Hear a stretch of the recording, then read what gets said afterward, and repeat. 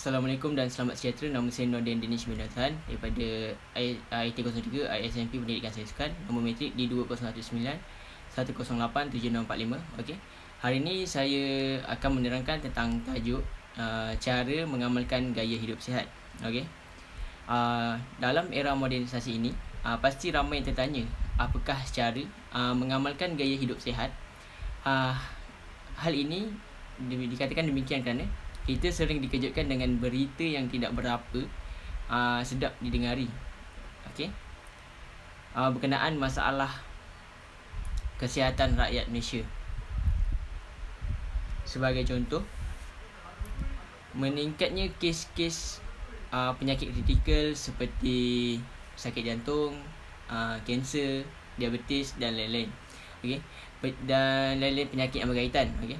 Malaysia kini dikatakan mempunyai masalah obesiti yang serius, di mana 4 daripada 10 orang dewasa yang melebihi usia 18 tahun di negara ini sama ada mengalami masalah berat badan berlebihan, iaitu obesiti, atau juga lebih dikenali sebagai masalah kegemukan. Okey. Oleh itu, kita mestilah mengetahui cara-cara untuk menjalani kehidupan yang sihat agar diri kita terhindar daripada masalah kesihatan tersebut, agar tidak menjadi seperti peribahasa Melayu di mana nasi sudah menjadi bubur. Okey. Kehidupan yang sihat, ceria, bahagia dan selamat sememangnya merupakan impian setiap manusia di dunia ini. Bagi mencapai impian tersebut, pengalaman cara hidup yang sihat merupakan langkah yang seharusnya diamalkan. Rakyat di negara Malaysia kini semakin sedar akan kepentingan mengamalkan disiplin kehidupan yang sihat sebagai cara bagi merealisasikan impian untuk hidup lebih sihat, bahagia dan selamat itu tercapai. Okey. Antara amalan penting gaya hidup sihat dalam kehidupan seharian ialah gaya hidup sihat merupakan kunci utama kepada kesejahteraan insan. Di mana insan yang sihat pastinya dapat memainkan peranan aktif terhadap pembangunan agama, bangsa dan juga negara. Gaya hidup sihat juga didefinisikan sebagai suatu keadaan fizikal, minda dan sosial yang sihat, cerdas serta bebas daripada sebarang penyakit, berlandaskan keadaan sosial dan juga masyarakat. Di mana definisi ini menegaskan bahawa status gaya hidup yang sihat ditunjangi oleh faktor fizikal, mental dan sosial yang sihat, berfungsi, cergas serta tidak diancam oleh sebarang penyakit yang boleh memudaratkan seseorang insan. Okay. Terdapat pelbagai cara atau kaedah untuk dipraktikkan dalam mengamalkan kehidupan yang sihat. Antaranya adalah dengan menjaga pemakanan seharian, melakukan senaman atau riadah. Kita juga boleh jauhkan diri daripada kita juga perlu jauhkan diri daripada tekanan diri, menjaga kebersihan rumah dan juga persekitaran daripada terjebak melakukan perkara-perkara yang menjejaskan kesihatan, contohnya merokok, minum arak, okay? Dan membuat pemeriksaan kesihatan. Kita juga perlu membuat pemeriksaan kesihatan secara berkala.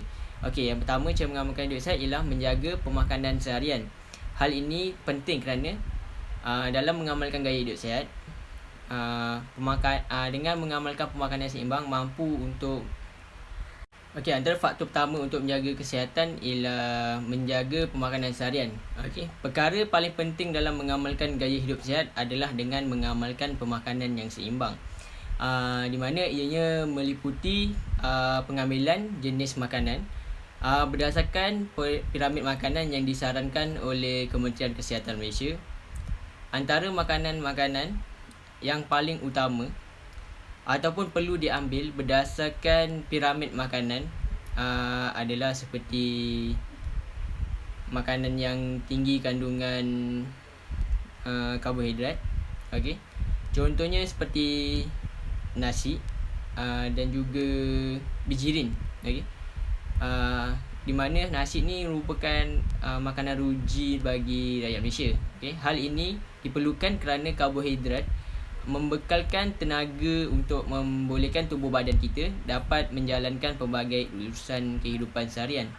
Okey, seterusnya pengambilan makanan yang digalakkan berdasarkan piramid makanan adalah seperti sayur-sayuran. Okey. Yang kedua, buah-buahan dan juga buah-buahan. Mengambil makanan tersebut dengan secukupnya penting untuk membekalkan vitamin serta serat kepada badan manusia. Di samping itu, berdasarkan piramid makanan juga. Okay, nanti saya akan tunjukkan gambar bagaimana rupa piramid makanan. Okay. Ia juga menganjurkan pengurangan makanan yang mengandungi lemak. Okay. Lemak ada dalam piramid makanan tu, ada lemak, minyak, garam dan gula. Kerana ini dapat mengelakkan pelbagai penyakit kronik seperti serangan jantung, diabetes dan juga darah tinggi dan sebagainya. Jenis-jenis penyakit yang berbahaya. Okey. Yang kedua, gaya untuk mengamalkan hidup sihat ialah melakukan senaman ataupun riadah. Okey. Cara mengamalkan gaya hidup sihat yang lain juga adalah dengan melakukan aktiviti senaman dan riadah yang penting untuk tubuh badan. Okey. Dengan mengamalkan pengambilan makanan yang seimbang serta amalan bersenam dan beriadah secara konsisten, ini sekaligus dapat membakar kalori badan dan juga mengurangkan masalah peningkatan berat badan. Okey. Aktiviti senaman dan riadah boleh dilakukan sekurang-kurangnya 3 kali seminggu. Ikut waktu anda semua free. Okey. Anggaran tempoh bagi setiap sesi senaman dan riadah tersebut adalah mempunyai untuk dilakukan dalam masa 20 hingga 30 minit. Okey, itu yang paling minimum lah bagi saya. Okey. Yang ketiga, gaya untuk mengamalkan gaya hidup sihat ialah jauhkan diri daripada tekanan diri ataupun stres, di mana pengamalan juga melibatkan pengurusan tekanan diri atau stres. Tekanan diri adalah gejala yang negatif semakin menular dalam kalangan masyarakat pada masa kini, terutamanya golongan dewasa dan juga golongan remaja. Ianya melibatkan tekanan yang sukar dikawal sama ada di tempat kerja atau tempat belajar, selain daripada kalau orang yang dah berkahwin, terutama sekali masalah rumah tangga. Seseorang yang mengalami tekanan diri ini perlulah bijak mencari formula untuk menguruskan supaya fikiran tidak kusut sehingga mengganggu kehidupan harian kita, serta akhirnya boleh menjejaskan kesihatan diri kita sendiri. Okey. Antara langkah yang dapat dilakukan untuk menangani tekanan diri ialah seperti meminta pendapat ataupun pandangan orang lain yang lebih pakar, ataupun kita sendiri berjumpa dengan kaunselor ataupun menceritakan masalah ini kepada kawan-kawan kita yang kita percaya. Okey. Seterusnya, berkongsi masalah dengan rakan-rakan atau keluarga yang terdekat sahaja. Okey. Ketiga, mendekatkan diri dengan Tuhan serta aktiviti keagamaan untuk terus memutihkan diri dengan tekanan diri dapat diuruskan dengan baik, memulihkan diri kita supaya hidup lebih bahagia dan sihat. Gaya hidup sihat yang sihat memerlukan kita supaya terus aktif dan keluar dari rasa kemurungan disebabkan tekanan diri maupun kehidupan yang tidak teratur. Okey. Yang keempat, gaya mengamalkan gaya hidup sihat ialah menjaga kebersihan rumah dan persekitaran. Amalan seterusnya ialah menjaga kebersihan rumah dan persekitaran. Ini adalah untuk mengelakkan daripada terjebak atau terdedah kepada perkara yang menjejaskan kesihatan.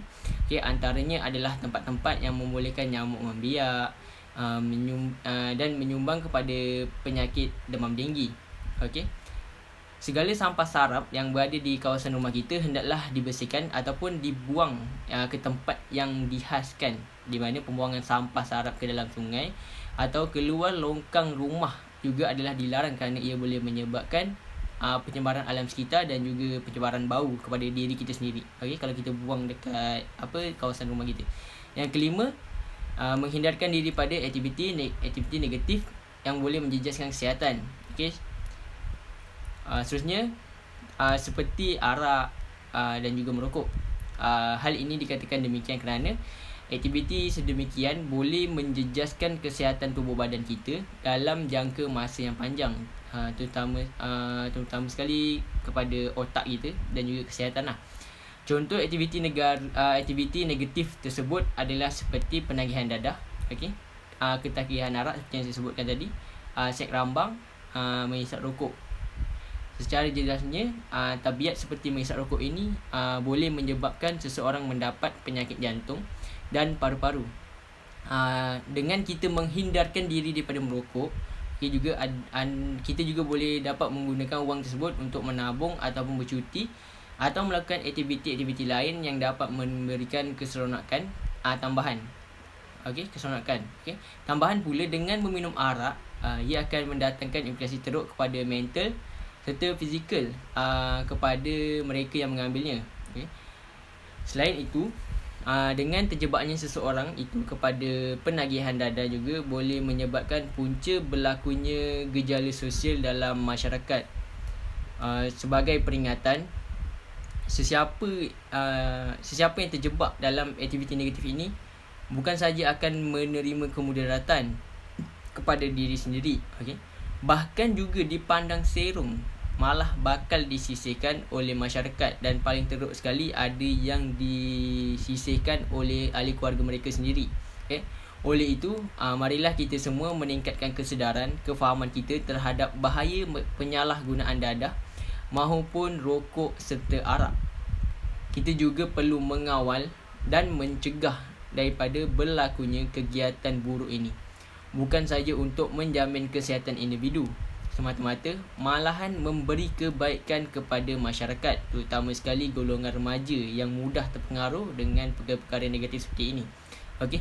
Yang keenam ialah mendapatkan pemeriksaan kesihatan. Okey. Kebanyakan orang dalam kalangan masyarakat biasanya akan berjumpa dengan doktor hanya bila kita sudah sakit saja. Ini kebiasaan yang dilakukan oleh rakyat Malaysia, tetapi mereka lupa bahawa gaya hidup sihat itu memerlukan seseorang membuat pemeriksaan kesihatan secara berkala.